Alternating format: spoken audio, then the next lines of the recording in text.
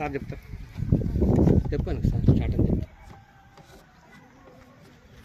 ఇసాంట్రోన్ V10లో వచ్చేసరికి మనకి 6 వింగ్స్ ఉన్నాయి కదా, అవి మనం వచ్చేసరికి ఎగ్జాకాప్టర్ అనేది మనం చెప్పుకున్నాము. ఈ ఎగ్జాకాప్టర్లో వచ్చేసరికి మనకి 4 నాజిల్స్ అనేవి ఉంటాయి, ఫ్లాట్ నాజిల్స్ అంటాం వీటిని. ఈ 4 నాజిల్స్ కూడా ఒకసారి వచ్చేసరికి ఈ 4 మీటర్ల విడ్త్ అనేది కవర్ చేస్తూ ఉంటుంది ఈ 4 నాజిల్స్. ఓకే, ఈ 4 నాజిల్స్ ఈ పంపు గురించి మనం ఇప్పుడు తెలుసుకుందాము. ఇప్పటివరకు మనం దీని గురించి డిస్కస్ చేయలేదు. మీకు 5 లీటర్ పంప్ అనేది మనం ఇక్కడ ఇవ్వడం జరిగింది. దీంట్లో నుంచి అవుట్లెట్ ఛానల్లో కింద ఎల్ జాయింట్ ఉంటుంది.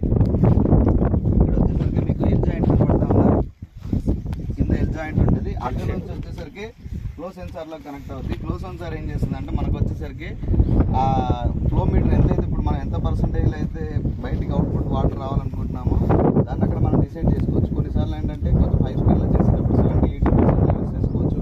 లేదు కొంచెం స్లోగా వెళ్ళాలనుకున్నప్పుడు 40-30% పెట్టేసుకొని మనము స్ప్రేయింగ్ అనేది చేసుకుంటాము. అట్లాంటి టైంలో అది అడ్జస్ట్ చేయడం కోసం అనేది ఫ్లో సెన్సార్ యూస్ చేస్తాం.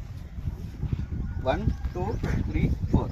ఇక్కడ ఎవరికైనా డౌట్ ఉందా సార్? 4 ఉన్నాయి, మరి ఫ్రంట్ కూడా 2 ఉన్నాయి కదా, దీంట్లో ఎందుకు లేదని ఎవరికైనా డౌట్ ఉందా? ఎందుకు లేవు సార్? ఎందుకు లేవంటే అడగాలి కదా. మరి ఇక్కడ ఏం జరుగుతుందంటే పొలాలలో ఉండే వాటర్ను తీసుకొని అక్కడ ఉన్న వాటర్తో స్ప్రేయింగ్ చేస్తూ ఉంటారు కదా. కొన్నిసార్లు ఏంటంటే అవి ఎక్కువగా మడ్ ఎక్కువ ఉండడము, డస్ట్ అనేది ఎక్కువగా ఉండడం జరుగుతూ ఉంటుంది. ఇట్లాంటి టైంలో ఏంటంటే